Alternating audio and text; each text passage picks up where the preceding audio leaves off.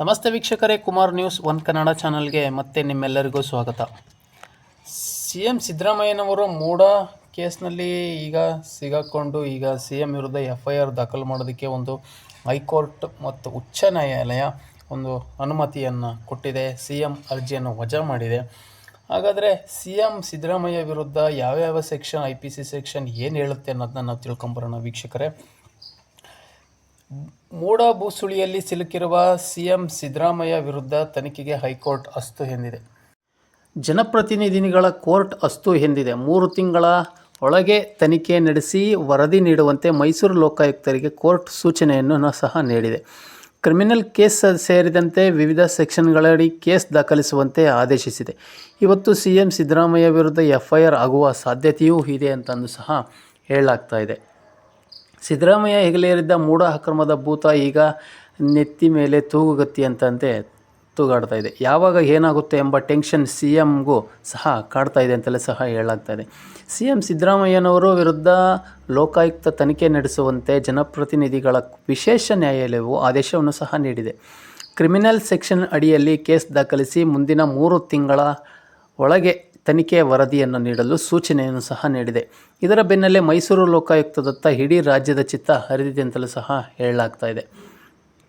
ಮೂಡ ಕೇಸ್ನಲ್ಲಿ ಸಿ.ಎಂ.ಗೆ big shock ಅನ್ನು ನೀಡಿರುವ ಕೋರ್ಟ್ IPC 120B 166 403 406 420 426 465 468 340 351 ಭ್ರಷ್ಟಾಚಾರ ನಿಗ್ರಹ ಕಾಯ್ದೆಯಡಿ ಸೆಕ್ಷನ್ 9 ಮತ್ತು 13 ಅಡಿ, ಬೇನಾಮಿ ಆಸ್ತಿ ನಿಷೇಧ ಕಾಯ್ದೆಯಡಿ ಸೆಕ್ಷನ್ 53 ಆ್ಯಂಡ್ 54, ಕರ್ನಾಟಕ ಭೂ ಕಬಳಿಕೆ ನಿಷೇಧ ಕಾಯ್ದೆ ಸೆಕ್ಷನ್ 3-4 ಅಡಿ ಕೇಸನ್ನು ದಾಖಲಿಸಲು ಸೂಚನೆಯನ್ನು ಸಹ ನೀಡಿದೆ.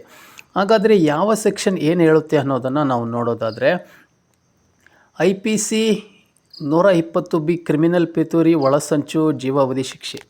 IPC ಸೆಕ್ಷನ್ 166 ಸರ್ಕಾರಿ ಸೇವಕನಿಂದ ಕಾನೂನು ಉಲ್ಲಂಘನೆ. IPC ಸೆಕ್ಷನ್ 403 ಅಪ್ರಾಮಾಣಿಕವಾಗಿ ಆಸ್ತಿಯ ದುರ್ಬಳಕೆ. IPC 406 ಅಪರಾಧಿ ನಂಬಿಕೆ ದ್ರೋಹ, ಶಿಕ್ಷೆ 3 ವರ್ಷ ಜೈಲು ಅಥವಾ ದಂಡ. IPC 420 ವಂಚನೆ, ಮೋಸದಿಂದ ಲಾಭ ಪಡೆಯುವುದು. IPC 426 ಕಿಡಿಗೇಡಿತನಕ್ಕೆ ಶಿಕ್ಷೆ 3 ತಿಂಗಳ ಶಿಕ್ಷೆ ಅಥವಾ ದಂಡ. IPC 465 forgery. IPC 468 ಫೋರ್ಜರಿ ಮಾಡಿದ್ದಕ್ಕೆ ಶಿಕ್ಷೆ 5 ವರ್ಷ ಜೈಲು ಮತ್ತು ದಂಡ. IPC section 340 ವ್ಯಕ್ತಿಯೊಬ್ಬನನ್ನು ನಿರ್ಬಂಧಿಸುವುದು. IPC ಸೆಕ್ಷನ್ 351 ಮುಂದುವರೆದರೆ ದಾಳಿ ಮಾಡುವ ಭಯ ಹುಟ್ಟಿಸುವುದು. IPC 9 ಲಂಚ ಸ್ವೀಕಾರ ಅಥವಾ ಲಂಚ ನೀಡಲು ಶಿಕ್ಷೆ, ವೈಯಕ್ತಿಕ ಪ್ರಭಾವ. IPC ಸೆಕ್ಷನ್ 13 ಸರ್ಕಾರಿ ನೌಕರನಿಂದ ಅಪರಾಧಿ ದುರ್ನಡತೆ. ಕೋರ್ಟ್ ಆದೇಶದಿಂದ ಮೂಡ್ ಆಫ್ನಲ್ಲಿರುವ ಸಿ.ಎಂ. ಸಿದ್ದರಾಮಯ್ಯನವರಿಗೆ ಮತ್ತಷ್ಟು ಟೆನ್ಷನ್ ಹೆಚ್ಚಾಗಿದೆ ಅಂತಲೇ ಸಹ ಹೇಳಲಾಗ್ತಾ ಇದೆ. ಕೋರ್ಟ್ ಪರಿಗಣಿಸಿರುವ ಅಂಶಗಳ ಪ್ರಕಾರ ಈ ಅಕ್ರಮದಲ್ಲಿ ಸಿ.ಎಂ. ಸಿದ್ದರಾಮಯ್ಯನವರು ನೇರ ಕೈಚಳಕ ಮೇಲ್ನೋಟಕ್ಕೆ ಕಂಡುಬಂದಿದೆ. ಹೀಗಾಗಿ ಸಿದ್ದರಾಮಯ್ಯ ವಿರುದ್ಧ ತನಿಖೆಗೆ ಕೋರ್ಟ್ ಆದೇಶ ನೀಡಿದ್ದು, ಸಿದ್ದರಾಮಯ್ಯನವರೇ A1 ಆರೋಪಿಯಾಗಲಿದ್ದಾರೆ ಎಂದು ಸಹ ಹೇಳಲಾಗ್ತಾ ಇದೆ. A1 ಸಿದ್ದರಾಮಯ್ಯನವರು, ಸಿ.ಎಂ. ಸಿದ್ದರಾಮಯ್ಯನವರು. A2 B.M. ಪಾರ್ವತಿ, ಸಿ.ಎಂ. ಅವರ ಧರ್ಮಪತ್ನಿ. A3 Mallikarjuna Swamy, CM. ಬಾಮೈದ. A4 J. ದೇವರಾಜು, ಆಸ್ತಿ ಬರೆದುಕೊಟ್ಟ ವ್ಯಕ್ತಿ. ಇನ್ನು ಸಿ.ಎಂ. ಸಿದ್ದರಾಮಯ್ಯಗೆ ರಾಜಕೀಯ ಸಂಧ್ಯಾಕಾಲದಲ್ಲಿ ಇಷ್ಟೆಲ್ಲ ಸಂಕಷ್ಟ ಬರೋಕ್ಕೆ ಕಾರಣ ಆ ಭೂಮಿ. ಇದೇ ಮೊದಲ ಬಾರಿಗೆ ಸಿ.ಎಂ. ಬಾಮೈದನಿಗೆ ಆಸ್ತಿಯನ್ನು ಬರೆದುಕೊಟ್ಟಿದ್ದ ದೇವರಾಜ್ ಫೋಟೋ ಲಭ್ಯವಾಗಿದ್ದು, ಶಿಕ್ಷಣ ಇಲಾಖೆಯಲ್ಲಿ ಕೆಲಸ ಮಾಡಿ ನಿವೃತ್ತಿ ಹೊಂದಿರುವ ದೇವರಾಜು ವಿವಾದಿತ ಭೂಮಿಯ ಮೂಲಕ ಮಾಲೀಕನಿಂಗ ಅವರ ಮಗ. ಈತ ತನ್ನ ಕುಟುಂಬದ ಜೊತೆಗೆ ಸಿ.ಎಂ. ಕುಟುಂಬಕ್ಕೂ ಯಾಮಾರಿಸಿದ್ದು, ಸದ್ಯ ಫೋನ್ ಸ್ವಿಚ್ ಆಫ್ ಮಾಡಿಕೊಂಡು ತಲೆಮರೆಸಿಕೊಂಡಿದ್ದಾರೆ ಅಂತಲೂ ಸಹ ಸುದ್ದಿಗಳು ಕೇಳಿಬರ್ತಾ ಇದೆ.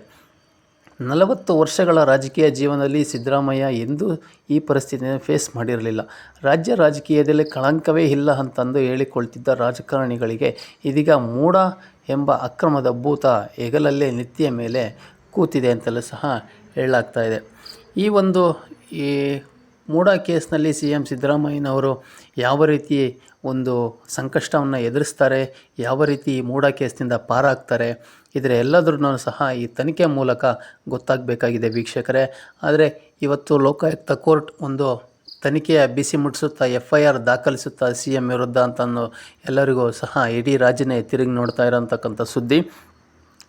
ಮುಂದಿನ ದಿನಗಳಲ್ಲಿ ಇದು ಯಾವ ರೀತಿಯ ಪರಿಣಾಮ ಬೀರುತ್ತೆ, ರಾಜಕೀಯದಲ್ಲಿ ಒಂದು ಸಂಚಲನವನ್ನು ಸೃಷ್ಟಿ ಮಾಡುತ್ತೆ. CM ಸಿದ್ದರಾಮಯ್ಯನ ಒಬ್ಬ ಪ್ರಭಾವಿ ವ್ಯಕ್ತಿಯಾಗಿರೋದರಿಂದ ರಾಜ್ಯದಲ್ಲಿ ಇವರ ಮೇಲೆ FIR ದಾಖಲು ಮಾಡಿ ಒಂದು ಬಂಧನ ಮಾಡ್ತಾರಾ ಅನ್ನೋದು ಸಹ ಇಲ್ಲಿ ಒಂದು ಕುತೂಹಲಕಾರಿ ವಿಷಯ ಆಗಿದೆ. ವಿರೋಧ ಪಕ್ಷಗಳು ಸಹ CM ಮೇಲೆ FIR ಆಗಬೇಕು ಅಂತಂದು ಒಂದು ಆದೇಶವನ್ನು ಕೊಡ್ತಾ ಅವರು ಒಂದು ವಿರೋಧವನ್ನು ವ್ಯಕ್ತ ಮಾಡ್ತಾನೇ ಇದ್ದಾರೆ. CM FIR ಆಗಬೇಕು, ಅವರು CM ಸ್ಥಾನಕ್ಕೆ ರಾಜೀನಾಮೆಯನ್ನು ಕೊಡಬೇಕು, ತನಿಖೆಯನ್ನು ಒಂದು ಅಧಿಕಾರದಿಂದ ಕೆಳಗಿಳಿದು ತನಿಖೆಯನ್ನು ಎದುರಿಸಬೇಕು ಅಂತಂದು ಒಂದು ವಿರೋಧ ಪಕ್ಷದವರು ಒಂದು ಹೋರಾಟನೂ ಸಹ ಮಾಡ್ತಾ ಇದ್ದಾರೆ. ವೀಕ್ಷಕರೇ, ನಮ್ಮ ಮಾಹಿತಿ ನಿಮಗೆ ಇಷ್ಟ ಆಗಿದ್ದರೆ ದಯವಿಟ್ಟು ನಿಮ್ಮ ಅನಿಸಿಕೆ ಅಭಿಪ್ರಾಯಗಳನ್ನು ಕಮೆಂಟ್ ಮೂಲಕ ತಿಳಿಸಿ ಅಂತ ಹೇಳ್ತಾ ಮತ್ತೆ ಮುಂದಿನ ವೀಡಿಯೋದಲ್ಲಿ ಸಿಗೋಣ.